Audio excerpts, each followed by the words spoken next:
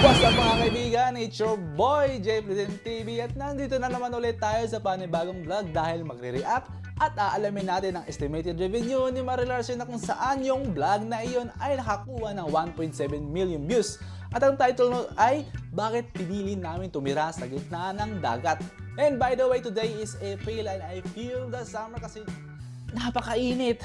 Hinihingal ako doon. Kaya bago tayo magsimula dyan, shout out muna sa mga fans dyan ni Mariel Arce na patuloy na sumusuporta sa kanyang channel. And yes, enjoy watching Jayfliden TV.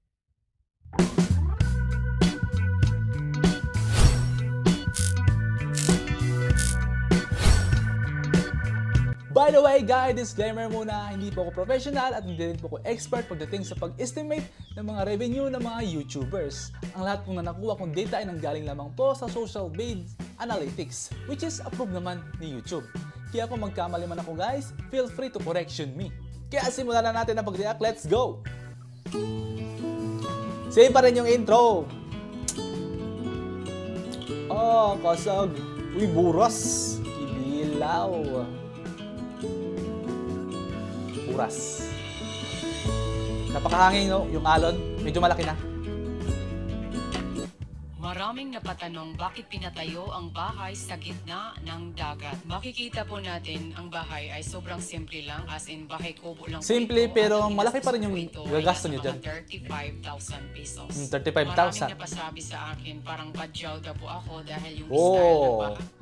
Hindi porkit nakatira ka sa dagat, sa gitna ng dagat, eh badyaw ka na kaagad. Huwag ganun guys, bawal judgmental. Tawag po nito sa Siargao Island ay bayay. Nabanggit ko na po sa unang video, nag-invest po ako ng fishing net 5 years ago. At makikita po magandang investment ang bungsod kasi hindi mo na kailangan gumawa pa ng mga tawag ito, pain para lang makakuha ng isda. Kundi babantayan mo na lang siya from day to night para hindi ka manakawan ng mga magnanakaw, mapang-abusong mga tao.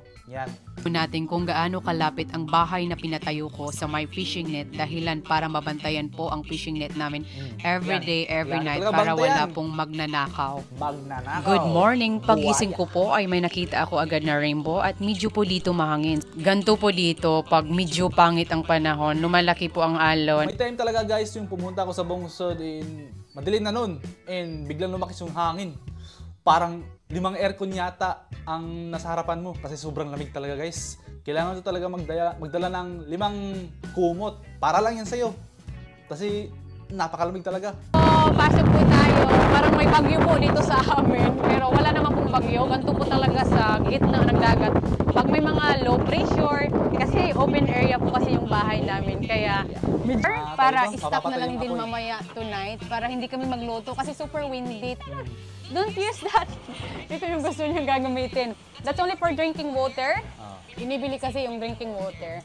Ito yung tubig galing sa gripo. Ito siya pang ano sa rice. Kami ko pong nahuli na alimasa. Okay pa to. Yan, lulutuin po natin to. Alimalak. Or kahit po alimango, crabs, any crabs po. Pag ganito po yung gawin niyo, hindi na po yan mag-open. Yeah. He won't bite you? He will bite you? Really? Yes. Just like that? Yeah, just like that. Woo! Tara na po, mag-harvest na po tayo ng isda para may pang-ulam na po tayo. Grabe ang lamig, pero kailangan kayanin. Otherwise, hindi tayo maka-harvest ng isda. Tara.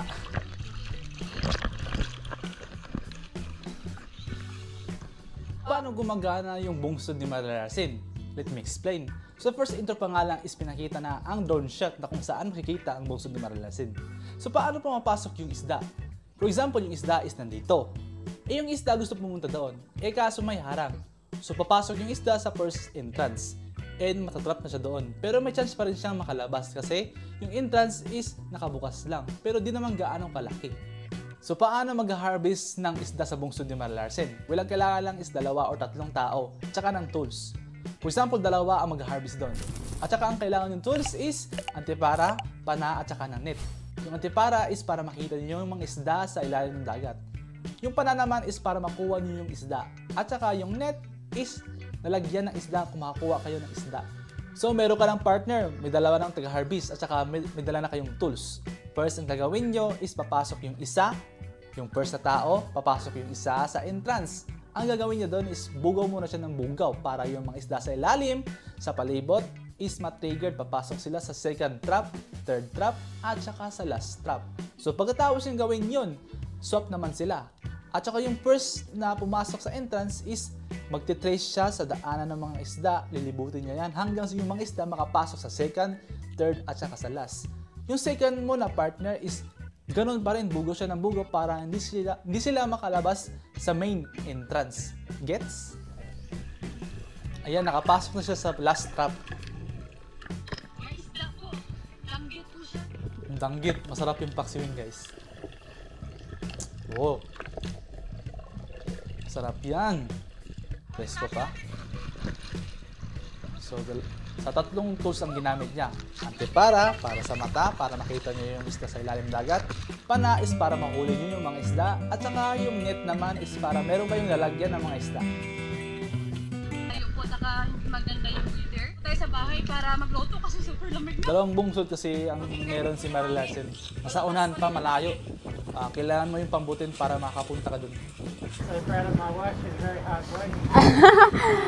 Para may pang-ulam tayo. Super lamig doon. Wave. Yan, nililisan niya na.